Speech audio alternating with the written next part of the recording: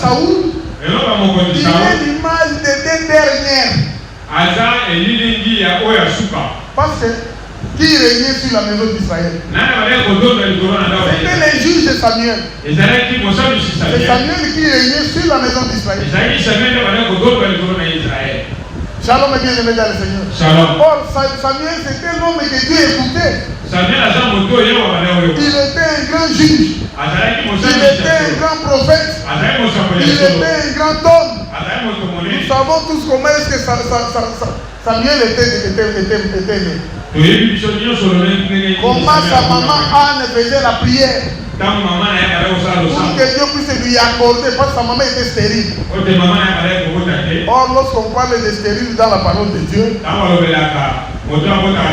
les stériles dans la parole de Dieu, ils finissent toujours par mettre au monde. Shalom et bien-aimé dans le Seigneur.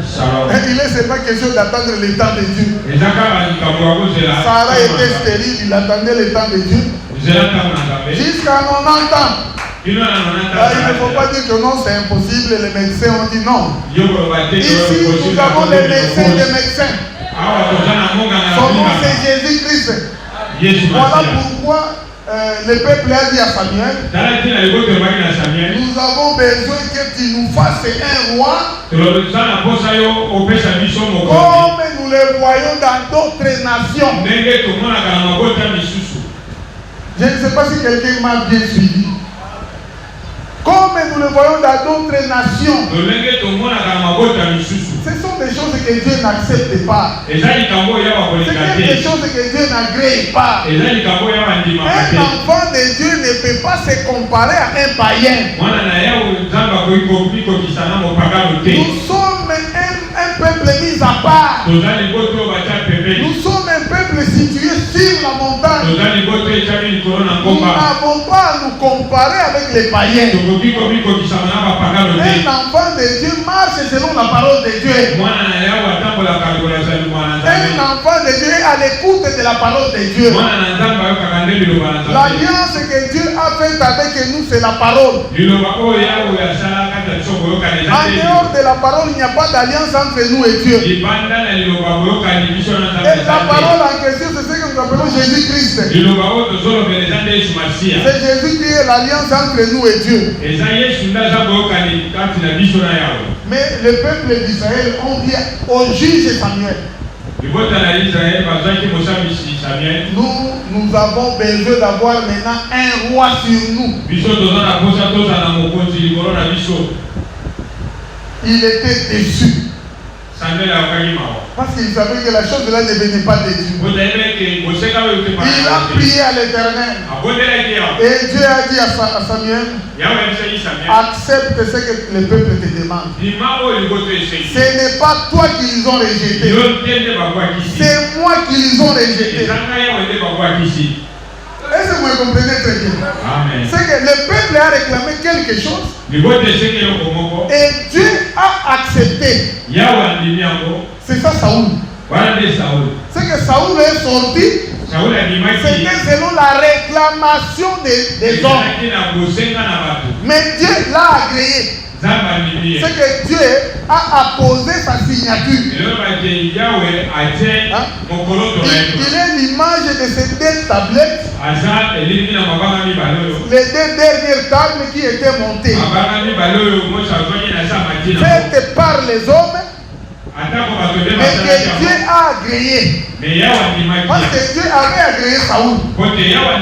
Et en parlant de Saoul, nous voyons simplement Moïse. C'est pourquoi vous comprendrez qu'après Saoul, il y aura maintenant un autre roi sur lequel Dieu témoignera. Celui-ci, il est l'homme selon mon cœur. L'homme selon son cœur, c'est David. En parlant de David, il est céleste. Selon la volonté de Dieu. Mais en parlant de Saoul, il est terrestre. Selon la volonté des hommes. Voilà pourquoi Saoul devait céder la place à l'homme selon le cœur de David. C'est ça en quelque sorte l'image des deux tables de pierre. Les deux tables de pierre étaient dans l'arche comme témoignage. Mais les deux tables de pierre ayant en elles l'écriture de Dieu, la parole. Cette parole-là, c'est ce qu'on appelle l'alliance. Donc les tables là étaient les tables de l'alliance. Voilà pourquoi on les a mis dans l'arche, afin qu'on puisse appeler l'arche de l'alliance. Mais ici nous parlons de l'arche du témoignage comme étant toujours la même chose, mais en découvrant les témoignages que Dieu a mis là-dedans. Il y a les témoignages dans l'arche et Dieu a mis les propitiatoires. Et nous comprendrons maintenant dans la marche comment David va prendre l'arche pour l'amener jusque dans sa maison. Et c'est toujours la même arche que Salomon, lorsqu'il aura construit maintenant les temples, il prendra la même arche pour aller les déposer dans les sanctuaires, dans les lieux très saints. Il va déposer l'arche. Mais une fois arrivé dans les temples, c'est ce que nous allons parler. Une fois arrivé dans les temples, ensemble avec vous, ici nous avons vu qu'il y a trois choses. Shalom est bien aimé dans le Seigneur. Nous sommes ensemble. Et nous avons vu qu'on a mis trois choses. Pendant que l'arche était portative. Et là, je devais faire la marche. Et donc la marche de l'arche allait jusqu'où? Jusque dans les temples. Et maintenant, comme nous sommes témoins tels que nous sommes ici, nous sommes témoins de voir qu'il y a trois choses dans l'arche. Nous prenons rapidement l'écriture, quoi que nous mettons un point. Nous prenons l'écriture qui va nous servir de témoignage. Que nous venons de mettre trois choses là-bas. Nous prenons les livres.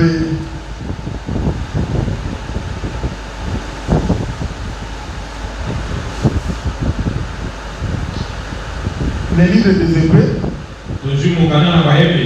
Chapitre 9. Verset 4. Nous commençons à partir du verset 3. Derrière le second voile s'est trouvée la partie du tabernacle appelée Saint des Saints.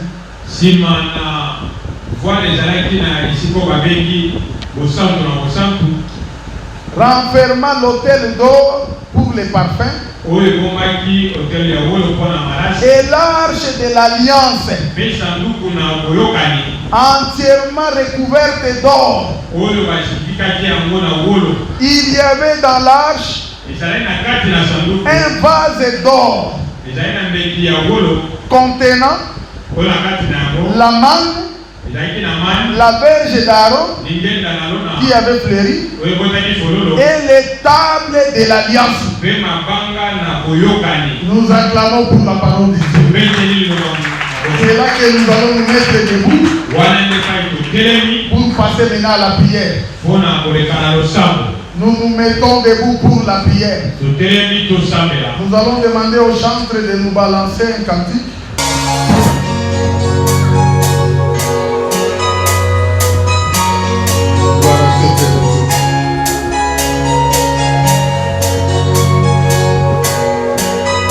Yesu